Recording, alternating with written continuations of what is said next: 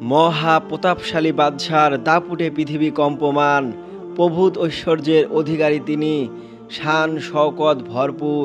যখন রাস্তা দিয়ে চলেন তখন তার অগ্রভাগে চলে স্বর্ণ ঢালধারী 40 জন অশ্বারোহী, পশ্চাৎভাগে আরও 40 জন দেহরক্ষী। রাত্রি গভীর, নিস্তব্ধ পৃথিবী। বাদশাহ কিন্তু নিদ্রিত নন, এবাদতে মগ্ন। হারেমের সুবর্ণ পালঙ্কে সুকোমল শয্যায় তিনি ধ্যানরত। হঠাৎ কাছে কোথাও কার যেন পদশব্দ শুনলেন তিনি। মনে হলো ছাদের উপর দিয়ে কে যেন ভ্রান্ত পায়ে চলে গেল। কে কে ও? তিনি জিজ্ঞেস করেন। উত্তর এলো, আমি তোমার এক বন্ধু। আমার একটি উট হারিয়েছে, তাই খুঁজছি। বন্ধু? উট হারিয়েছে বলে সেটা খুঁজতে সে এসেছে রাজপ্রাসাদের ছাদের উপর। বিরক্ত হয়ে তিনি তাকে মূর্খ বলে ধমক দেন, কিন্তু ও পক্ষ থেকে জবাব আসে, আমার এ কাজটিকে তুমি মূর্খতা বলছো? কিন্তু তুমি কি করছো? সোনার পালঙ্কে শুয়ে সুবর্ণ জরির মহাঘার্য পোশাকে ভূষিত হয়ে আল্লাহর ধ্যান করছো? তোমার কাজটি কি এর চেয়েও বোকামি নয়? চেতনার উপর চাবুক এসে পড়ল। শুরু হয়ে যায় এক অভূতপূর্ব আলোড়ন। অনুশোচনায় তিনি দগ্ধ হতে থাকেন। অদৃশ্য বন্ধু রাতের ঘন অন্ধকারে অদৃশ্য হয়ে গেল। কেড়ে নিয়ে গেল মহাশক্তির শাহেনশার চোখের ঘুম। দারুণ দুশ্চিন্তায় রাত ভোর হয়ে এলো। পরদিন পাত্রমিত্র পরিবিত অবস্থায় রাজ দরবারে তিনি উপবিষ্ট। এমন সময় মহাতেজস্বী এক পুরুষ দরবার কক্ষে প্রবেশ করলেন। বাদশাহ বললেন, কে আপনি? কি চান? আমি এক মুসাফির, মুসাফিরখানায় কিছুক্ষণ বিশ্রাম নিতে চাই। কিন্তু এটা তো মুসাফিরখানা নয়, আমার বাসভবন। তাই? আপনার আগে এখানে কে বাস করতেন? আমার পিতা, তার আগে আমার পিতামহ, তার আগে আমার পিতামহ। তারা সব কোথায়? তারা সব চলে গেছেন। এখানে যখন একজন আসে আর চলে যায়, তখনও আপনি এটিকে মুসাফিরখানা বলবেন না? এ যদি স্থায়ী বাসভবন হতো তাহলে তারা আজ এখানে বাস করতেন। বলে সেই তেজস্বী পুরুষ যেমন এসেছিলেন তেমনই চলে গেলেন। তাকে তখন কেউ যেমন বাধা দেয়নি, তেমনি এখনও বাধা দিলেন না। দরবারের কক্ষ ছেড়ে সদর্পে চলে গেলেন তিনি। ঝড় উঠেছিল মনের আকাশে, এখন তা আরও ব্যাপক আকার ধারণ করে প্রবল ঝটিকায় পরিণত হলো। সিংহাসন থেকে বাদশাহ নেমে এলেন আর ছুটে গেলেন অচেনা আগন্তুকের পেছনে পেছনে। গভীর অতৃপ্তি আর উৎকণ্ঠা উদ্বেগ নিয়ে শাহেনশাহ ফিরে এলেন। আর এ অবস্থা তার সর্বোচ্চ দখল করলো। রুটিন মাফিক দৈনন্দিন কাজ সম্পন্ন করেন ঠিকই, কিন্তু মন তাতে থাকে না। অশান্তি আর অস্থিরতা তাকে অবিরাম কুরে কুরে খায়। এই মনোবিকলনের হাত থেকে অব্যাহতি পাওয়ার জন্য তিনি জঙ্গলে গেলেন। বিজন বাসাতে যদি যন্ত্রণা ভেসে যায়, পাখির ডানার ভর করে যদি উড়ে যায় মনের অশান্তি।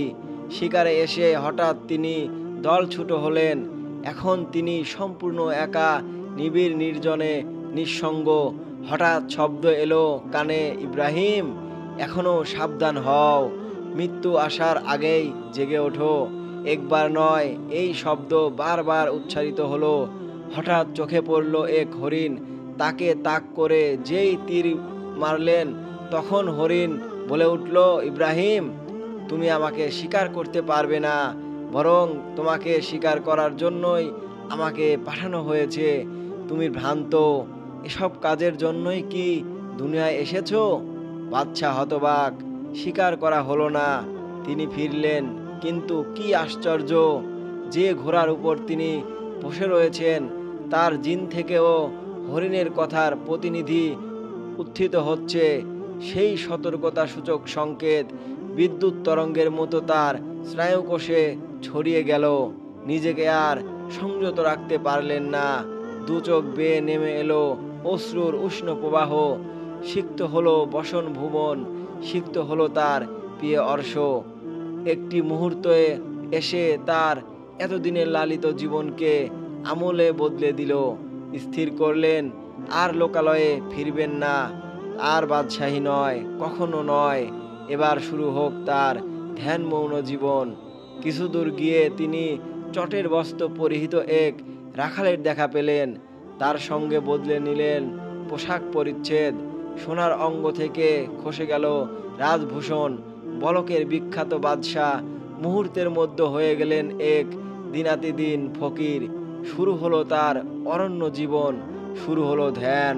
এখন থেকে তওবা আর কন্দনি হলো তার একমাত্র অবলম্বন। কে এই মহাপরাক্রমশালী বাদশাহ, যিনি মহাসাধকে রূপান্তরিত হলেন?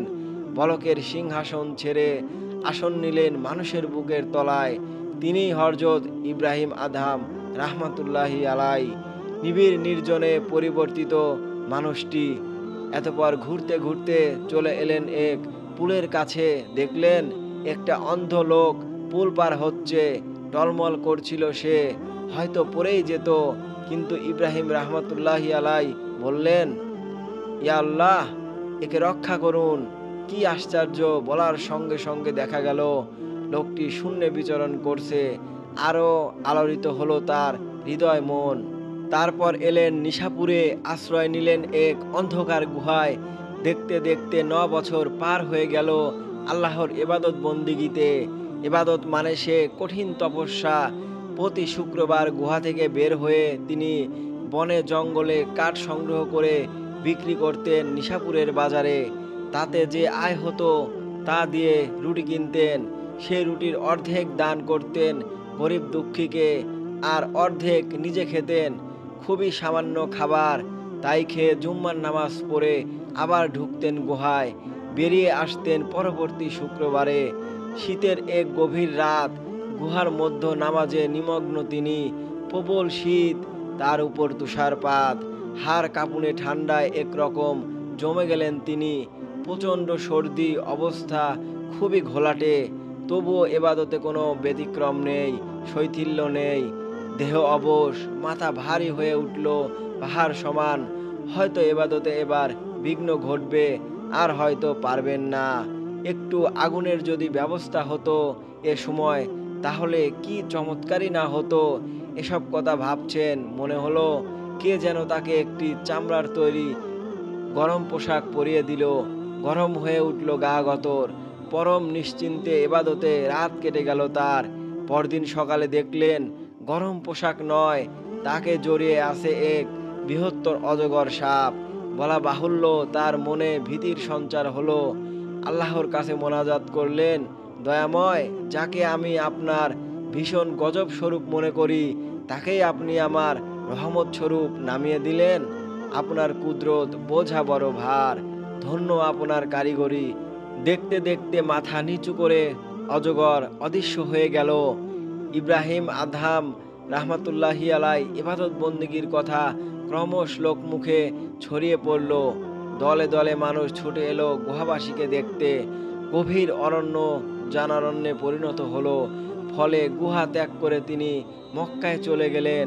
শোনা যায় পরিত্যক্ত গুহাটি দেখতে এসেছিলেন অন্য এক দরবেশ হযরত আবু সাইদ খুদরি রাহমাতুল্লাহি আলাই। নিছক কৌতূহল বশেই তিনি এসেছিলেন, কিন্তু এসে অবাক হয়ে গেলেন। গুহার মধ্যে অপূর্বে এক সুগন্ধ ঘুরপাক খাচ্ছে। মৃগনাভির চেয়েও যা উত্তম। সে এক জান্নাতি সুবাস, যার সঙ্গে কোনো কিছুরই তুলনা করা চলে না। বনে অবস্থানকালে এক ব্যক্তি তাকে ইসমে আজম অর্থাৎ আল্লাহ পাকের মহান শ্রেষ্ঠ নাম শিক্ষা দেন বলে শোনা যায়। ওই জ্ঞানী ব্যক্তি হলেন হযরত খিদির রাহমাতুল্লাহি আলাই এর ভাতরা ইলিয়াস রাহমাতুল্লাহি আলাই। একদিন তার সঙ্গে দেখা করতে এসে হযরত খিদির রাহমাতুল্লাহি আলাইয়ের কথা প্রসঙ্গে এ কথা বলেন। দুজনের মধ্যে নানা কথাবার্তা হয়। কথিত আছে সেই দিনই তিনি তার কাছে দীক্ষা গ্রহণ করেন, আর এই সাধনা পথেই মারফতের জ্ঞানের সর্বোচ্চ শিখরে আহরণ করেন এবং আল্লাহর সান্নিধ্য লাভে সক্ষম হন। তার মক্কা পরিভ্রমণের কাহিনীও বেশ চমকপ্রদ। মক্কার পথে ইরাক সীমান্তে জাতুল এরকে তিনি ৭০ জন দরবেশের দেখা পান। একজন মাত্র জীবিত, আর সবাই মৃত, রক্তাক্ত অবস্থায় শায়িত। যিনি জীবিত ছিলেন হযরত ইব্রাহিম রাহমাতুল্লাহি আলাই, তারই কাছে ঘটনার বিবরণ জানতে চাইলেন। তিনি অবশ্য প্রথমে তাকে সদুপদেশ দিলেন, যেমন কেবলমাত্র পানিকেই জীবনের অবলম্বন করো, আল্লাহ থেকে দূরে সরে যাবে না। সরে গেলে তার রহমত থেকেও সরে যাবে, সরে গেলে তার রহমত থেকেও সরে যাবে। আবার খুব বেশি কাছাকাছি হয়েও না, ক্লান্তি আসবে। অপরাধ করে অশান্তি সৃষ্টি করা মোটেই উচিত নয়। হত্যাকারী কপট বন্ধুদের থেকে সাবধান ইত্যাদি। পরে ঘটনার বিবরণ দিলেন। বললেন, একটি সংসার বিভাগী দরবেশ দল আল্লাহর উপর নির্ভর করেই তার পথে চলছিলেন। তারা স্থির করেন, কারো সঙ্গে কথা বলবেন না, আল্লাহ ছাড়া কাউকে ভয় করবেন না, তিনি ছাড়া আর কারো উপর নির্ভর করবেন না। তো এই জঙ্গল পার হয়ে কাবা শরীফে পৌঁছেই তারা হযরত খিদর আলাইহিস সালামের দেখা পান। তাকে সালাম দিয়ে সানন্দে তারা বলে উঠলেন, আল্লাহকে ধন্যবাদ, আমাদের পরিশ্রম সার্থক, মনোবাঞ্ছা পূর্ণ। ধন্যবাদ আল্লাহকে যে এমন মহান ব্যক্তি আমাদের অভ্যর্থনায় এসেছেন। ঠিক তখনই তারা আসমানি শব্দ শুনলেন, রে ভণ্ডের দল, আমার সঙ্গে তোমাদের এই প্রতিজ্ঞা ছিল, আমাকে ভুলে তোমরা কি এবার অন্যের সাথে বন্ধুত্বে আবদ্ধ হলে? যাও, এই পরধারে আমি তোমাদের খতম করে ফেলবো। হলেও ঠিকই তাই। ওই সেই প্রেম দগ্ধ সাহিত্য ব্যক্তিগণ জীবিত ব্যক্তি হযরত আদম রহমতুল্লাহ আলাইকে দেখালেন। বললেন, খুব সাবধানে এগিয়ে যাও, আর তা না হলে বিপদসয় স্কুল পথ থেকে এখনই প্রত্যাবর্তন করো। হযরত ইব্রাহিম রহমতুল্লাহি আলাই তার কথা শুনে নির্বাক হয়ে গেলেন। কিছুক্ষণ পরে জিজ্ঞাসা করলেন, কিন্তু আপনি কিভাবে রক্ষা পেলেন? তিনি বললেন, এরা অবশ্যই সবাই সিদ্ধ পুরুষ ছিলেন, আর আমি এদের কাছে শিক্ষা গ্রহণ করেছিলাম। আমি তখনও সিদ্ধি লাভ করিনি, বিশুদ্ধ প্রেমিক হবার চেষ্টায় ছিলাম। বলতে বলতে হঠাৎ তিনি মৃত্যু মুখে পতিত হলেন। এক নতুন অভিজ্ঞতা হলো ইব্রাহিম আদহাম রহমতুল্লাহি আলাই এর। আরও গভীর সাধনায় ডুবে গেলেন। কেবল ইবাদত বন্দেগী আর কন্দন, এই হলে তার পথ চলার পদ্ধতি। একদিন নয়, একটানা 40 বছর ধরে তিনি ইবাদত আর কন্দন করতে করতে মক্কার পথে অগ্রসর হলেন। তার আগমন বার্তা পেয়ে তাকে অভ্যর্থনা জানাবার জন্য এগিয়ে এলেন মক্কার অনেক দরবেশ, কিন্তু তিনি দল থেকে বিচ্ছিন্ন হয়ে একা একা পৌঁছে গেলেন মক্কার সন্নিকটে। আবার এদিক ওদিক থেকে দরবেশগণের এক সেবক তাকে জিজ্ঞেস করলেন, অদূরবর্তী কাফেলার কি ইব্রাহিম আদহাম আছেন? ইব্রাহিম রহমতুল্লাহি আলাই বললেন, ওই অবাধ্য বালকটির কাছে তোমার কাজ কি? তার কথায় রেগে গিয়ে সেবক তাকে এক প্রচণ্ড ঘুষি বসিয়ে দেয়। তুমি এমন এক সাধককে অবাধ্য বলেছ, আসলে তুমিই অবাধ্য। ইব্রাহিম আদহাম রহমতুল্লাহি আলাই বললেন, আমি তো বলছি আমি অবাধ্য। এই বলে তিনি কিছুটা দূরে সরে গেলেন। তারপর নিজেকেই বলতে থাকেন, তুমি আশা করেছিলে যে মক্কার দরবেশগণ তোমাকে স্বাগতম জানাবে, এবার যোগ্য শাস্তি পেলে তো? আল্লাহকে ধন্যবাদ, তুমি যেমনটি আশা করেছিলে তেমন ফলই পেলে। পরে ওই খাদেম অবশ্য তাকে চিনতে পেরে ক্ষমা চেয়ে নেন। মক্কায় পৌঁছে তিনি স্থায়ীভাবে সেখানে বসবাস শুরু করেন।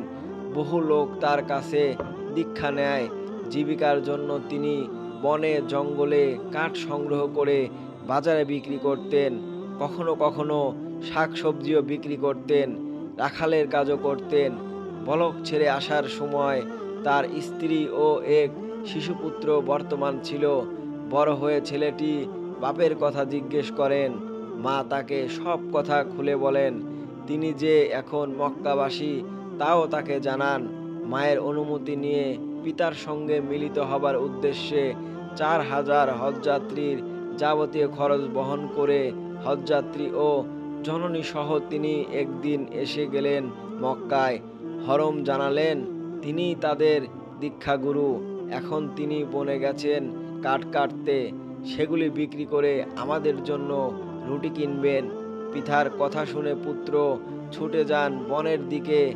দেখলেন একটা বুড়ো মানুষ এক বোঝা কাঠ নিয়ে বাজারে চলেছেন। তাকে তার পিতা ভেবে তিনি তার পিছু লাগলেন। কান্নায় বুক ভেসে গেল তার। বাজারে গিয়ে বৃদ্ধ এই বলে কাঠ বেচতে লাগলেন, হালাল জিনিসের বদলে কে হালাল জিনিস কিনতে চায়? তার আহ্বানে সাড়া দিয়ে এক ব্যক্তি কাঠগুলি কিনে নিয়ে তার বদলে কয়েকখানি রুটি দিল। আর রুটি এসে তিনি তার শিষ্যদের মধ্যে বিলিয়ে দিলেন। তারপর নামাজ আদায় করে সবাই মিলে খেলেন। আদম এর পুত্র সব দেখলেন, কিন্তু নিজের পরিচয় দিলেন না। সশিষ্য আদম রহমতুল্লাহি আলাই যখন কাবা ঘর তাওয়াফ করছিলেন, তখন তিনিও কাবা প্রদক্ষিণ শুরু করলেন। একবার মুখোমুখি হলেন দুজনে। পিতার চোখে পড়ল পুত্রের চোখে। তিনি অপলকে কিছুক্ষণ তাকিয়ে রইলেন। কাজটি তার স্বভাব বিরুদ্ধ। শিষ্যগণ অবাক হলেন। তাওয়াফ শেষ হলে শিষ্যরা জিজ্ঞেস করেন, আপনি আমাদের উপদেশ দিয়েছেন সশস্ত্রহীন যুবক ও অপরিচিতা নারীর দিকে চোখ তুলে তাকাবে না, অথচ আপনি ওই ধরনের এক যুবকের দিকে অনেকক্ষণ ধরে তাকিয়েছিলেন, এর কারণ কি? তিনি বললেন, পলক ছেড়ে আসার সময় আমি আমার এক দুগ্ধপোষ্য শিশুকে রেখে এসেছিলাম। মনে হলো যুবকটি বোধহয় আমার সেই শিশুপুত্র। তার কথাটি শিষ্যদের মাথায় রইল। পরদিন একজন মুরিদ পলক থেকে আগত হজযাত্রীদের তাঁবুগুলি খুঁজতে শুরু করলেন। এক রেশমি কাপড়ের তাঁবুর ভেতরে তিনি তরুণকে দেখলেন। দামি আসনে বসে তিনি এক মনে পবিত্র কোরআন পাঠ করছেন। তাকে তাঁবুতে ঢুকতে দেখে তরুণ তার আগমনের উদ্দেশ্য জানতে চাইলেন। তিনি বললেন, আমি একটা জিনিস জানতে এসেছি, বলুন তো আপনি কার পুত্র? তরুণ কেঁদে ফেললেন, বললেন, আমি আমার পিতাকে দেখিনি, তবে গতকাল যে বৃদ্ধ লোকটিকে আমি কাঠের বোঝা নিয়ে যেতে দেখেছি, আমার মনে হয়েছে তিনিই আমার পিতা। তার সঙ্গে কথা বলতে পারলে হয়তো আমার সংশয় দূর হতো। তার নাম ইব্রাহিম আদহাম রহমতুল্লাহি আলাই। মুরিদ বললেন, আপনি আমার সঙ্গে আসুন। তরুণ পুত্রকে তিনি নিয়ে এলেন হযরত ইব্রাহিম আদহাম রহমতুল্লাহি আলাইহের কাছে।